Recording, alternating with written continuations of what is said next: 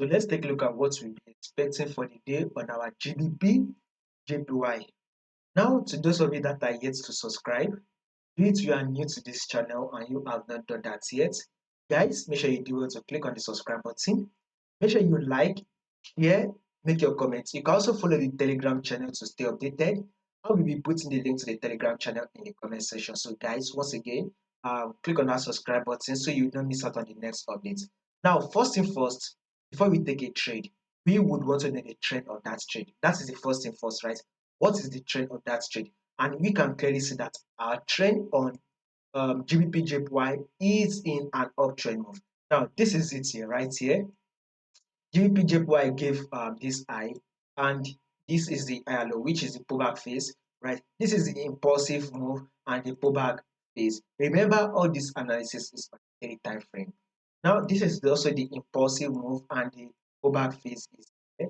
This here is our impulsive move, right? And here is our pullback phase. So GBPJPY eventually push up again to give us another impulsive move, and we are now currently on a pullback level. So market is now currently giving us a pullback, right? So once the pullback is over, we will be expecting another impulsive move that should eventually push up to give us a bullish move.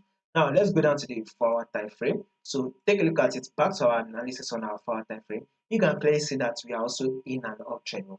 It is very clear that market is in an uptrend move. So we had multiple rejections at this top, which made market to drop.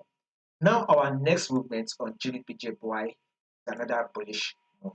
So guys, for the day, for this day, right, that we're predicting for, we should expect GBPJPY to open and close bullish for us. So guys, whatever you would want to be doing on your GBPJPY, you would want to be going long. So looking for it, look for your buy on your GBPJPY, right? On your 1-hour time frame, right?